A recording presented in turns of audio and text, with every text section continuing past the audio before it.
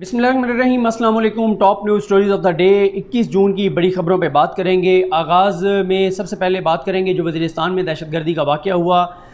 दो जवान पाक फ़ौज के वो शहीद हुए, कैप्टन सबी और सिपाही नवीद, वो दोनों शहीद हुए। अल्लाह ताला उनकी फ़ैमिलीज़ को सब्र जमील अता फ़रमाए। ज़ाहिर है ये पाक फ़ौज के जवान हमारे हीरोज़ हैं जो अपनी जानें कुर्बान करते हैं इस धरती के तहफ़्फ़ुज़ के लिए। इसके अलावा लाइन ऑफ कंट्रोल पे जो है वो भारतीय इश्तियाल अंगेज़ी जारी है। 21 जून को भी लाइन ऑफ कंट्रोल पे वायलेशन की गई, फायरिंग की गई और एक शहरी वहाँ पे जो है उसको शहीद किया गया। कुछ लोग ज़ख्मी भी हुए और फिर ज़ाहिर है पाकिस्तानी फ़ौज ने जवाब भी दिया।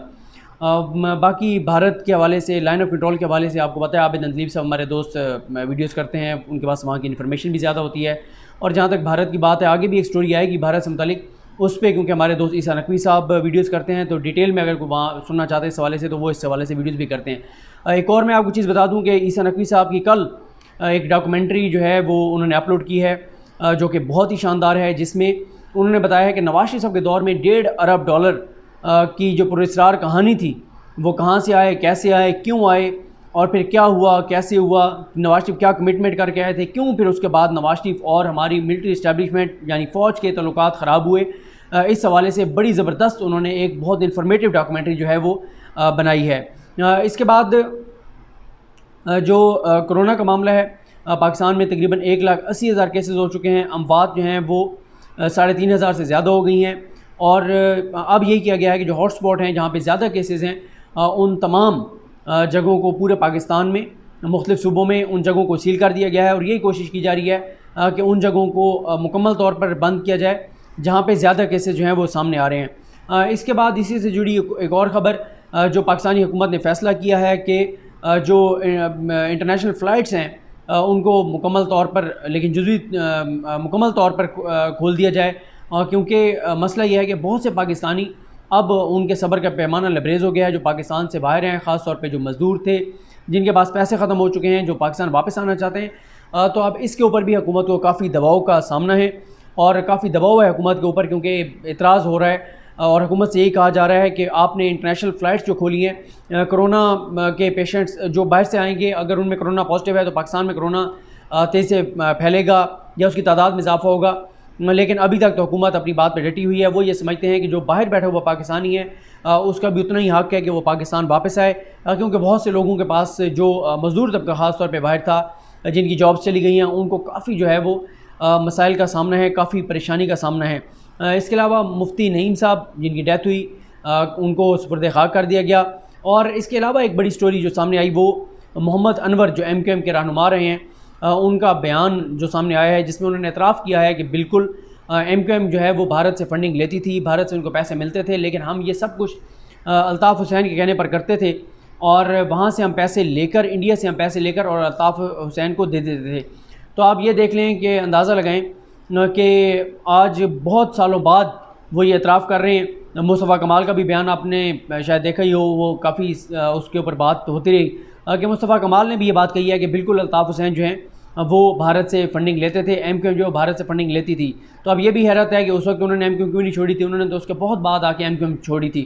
अब हालिया आप देखें जैसे MQM की आज साल बाद ये एतराफ़ आ रहा है, एतराफ़ी बयान आ रहे हैं और ऐसे मौके के ऊपर आ रहे हैं जब तबाही और बर्बादी हो चुकी, जब दर्जनों लोगों को बल्कि सैकड़ों लोगों को कराची के अंदर शहीद किया गया MQM की जो टारगेट किलर्स थे उनकी जानिब से। फिर कराची की जो बदअमनी की वजह से जो पाकिस्तान की मईशत को नुकसान हुआ, जो कराची की तबाही और बर्बादी हुई, उस सब के साल बाद आज बड़े आराम से बैठ के MQM के रहनुमा जो हैं वो एतराफ़ कर रहे हैं कि जी बिल्कुल भारत से फ़ंडिंग मिलती थी।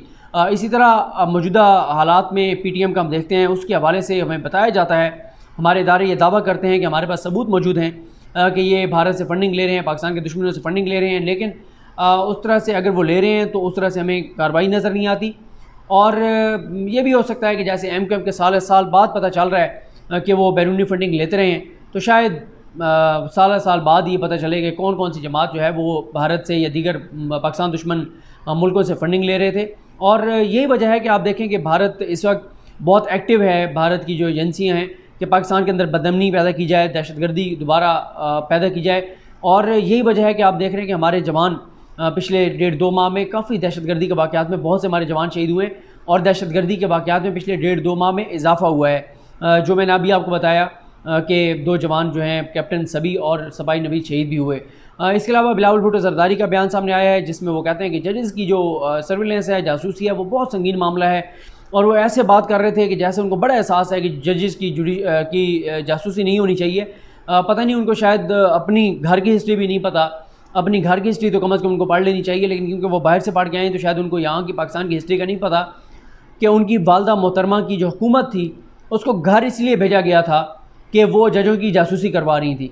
तो जिसकी अपनी वालदा, जिनकी आज 67th बर्थडे भी थी, यौम पैदाइश था,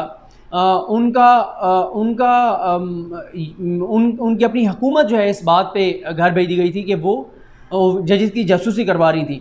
तो जो काम उनकी वालदा करती रही हैं उस पर वो दीगर को ताने दे रहे हैं। हालांकि सुप्रीम कोर्ट में कुछ ठोस शवाहिद जो हैं वो काजी फाइज़ा साहब नहीं पेश कर सके कि क्या उनकी जासूसी की गई, वाकई जासूसी की गई, इस हवाले से कोई ठोस शवाहिद वो अदालत के सामने नहीं रख सके। इसी से जुड़ी मैं एक और चीज़ की वजाहत कर दूं। बहुत से दोस्त मुझसे पूछ रहे थे कमेंट्स में कि ये बदनीयती के मामले पे जो बात हो रही है कि बदनीयती थी नहीं थी, फ़ैसले में बदनीयती का लफ्ज़ नहीं है तो फिर क्यों मीडिया पे बदनीयती की बात हो रही है, ये बड़ा टेक्निकल एक मामला है। इसके हवाले से मैंने हमारे दोस्त हैं एहतशाम, उनके साथ एक वीडियो की है EPN न्यूज़ पे, वो मैंने अपने इसी यूट्यूब चैनल के कम्युनिटी पेज पे शेयर की हुई है। अगर वो आप जाकर सुन लेंगे, जिसको उस हवाले से सुनना है बदनीयती के मामले पर, तो वो 10 मिनट में आपको बड़ी सादा फहम अंदाज में जो मैंने बता दिया हुआ है कि बदनीयती का मामला क्या था, क्यों ये बात हो रही है कि बदनीयती पे रेफरेंस खारिज किया गया है, हालांकि बदनीयती का लफ्ज़ नहीं है। इसको मैंने मुकम्मल तौर पे उस वीडियो में जो है वो एक्सप्लेन किया है। फिर उसके बाद मोदी के ख़िलाफ़ मुहाज़ मज़ीद अपने मुल्क के अंदर सियासी मुहाज़ भी गर्म है और अब उनको सरेंडर मोदी का लक़ब दिया गया है और ट्विटर पे सरेंडर मोदी जो है वो टॉप ट्रेंड करता रहा। और जैसे मैंने आपको बताया कि इसके ऊपर भी इस नकवी साहब के चैनल पे आपको इंडिया के हवाले से बहुत वीडियोस मिल जाएंगी। मैं दोबारा इसलिए अपने वीडियोस में बात ज़्यादा नहीं करता क्योंकि वो ऑलरेडी कर चुके होते हैं और जितनी इन्फॉर्मेशन उनके पास होती है मेरे पास उतनी इन्फॉर्मेशन नहीं होती। उनको मैं ये भी कहूँगा कि वो जो ख़त एक लिखा गया है इंडियन जो डिफेंस हुकाम है उनको, जिसमें जो जिन लोगों को वहाँ पे मारा गया है चाइनीज़ के साथ झड़प में, जिन फ़ौजियों को, उनके घर वालों ने और कुछ शहरियों ने ख़त लिखा है उनके फ़ौजी हुकाम को और सवाल जो किए हैं वो बहुत सख्त उसमें सवाल किए हैं कि आप हमें बता क्यों नहीं देते हकीकत और क्यों आप हमें बेवकूफ़ बना रहे हैं, क्यों झूठ बता रहे हैं, हमारे जवानों की जानें गई हैं और आप लोग हमें हक़ाइक़ नहीं बता रहे, मोदी की पॉलिसीज़ को टारगेट किया गया है। और ये सारी चीज़ें जैसे मैंने आपको बताया है कि आपको डिटेल्स इस हवाले से इस नकवी साहब की वीडियोज़ में मिल जाएंगी। बाकी कुछ और भी चैनल्स हैं, उन चैनल्स को तो देख लें तो यही नज़र आता है कि भारत तबाह और बर्बाद हो गया, बिल्कुल ख़त्म हो गया है। हालांकि आप देख लें कि भारत अभी भी, आज भी, यानी 21 जून को भी उन्होंने लाइन ऑफ कंट्रोल पे पाकिस्तान के साथ भी छेड़छाड़ की है। तो हालात उनके बुरे हैं, लेकिन हर वक्त ये जो हम शो कराते हैं कि बिल्कुल जी ख़त्म हो गए, बर्बाद हो गए और कश्मीर भी जो है ना वो बस जो है हमें अब कुछ करने की ज़रूरत नहीं है, पाकिस्तान को हम तसल्ली रखें क्योंकि चाइना जो है वो हमें कश्मीर आज़ाद करवा के दे रहा है या मोदी हमें प्लेट में रख के और कश्मीर देने जा रहा है। तो ये कुछ लोगों की वीडियोस देख के आप खुद देखते होंगे थंबनेल भी और आगे वीडियोस, तो उनसे पता यही चलता है कि कश्मीर जो है बस हमें कुछ करने की ज़रूरत नहीं है पाकिस्तानियों को, कश्मीर जो है वो आज़ाद हो रहा है क्योंकि चाइना ये सब इंडिया के ऊपर हमला करेगा और चीन हमें आज़ाद करवा के दे देगा।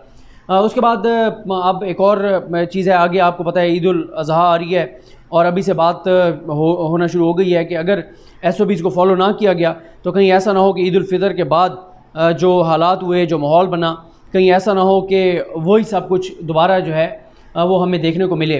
उसके अलावा मौलाना फजल रहमान साहब ने अख्तर मिंगल साहब के साथ मुलाकात की है। मिंगल साहब के साथ मुलाकात करके और वो कोशिश ये कर रहे हैं कि उनके ज़रिए उनको अपने साथ मिलाएं और फिर कुछ और इत्तेहादियों को तोड़ें और कुछ और इत्तेहादियों को तोड़ के और इमरान खान हुकूमत को घर भेज दिया जाए। इस हवाले से मैंने कुछ लोगों से बात की, मुझे मुकम्मल इन्फॉर्मेशन नहीं मिल सकी, इनसाइड स्टोरीज़ क्या हैं, किस तरह हैं।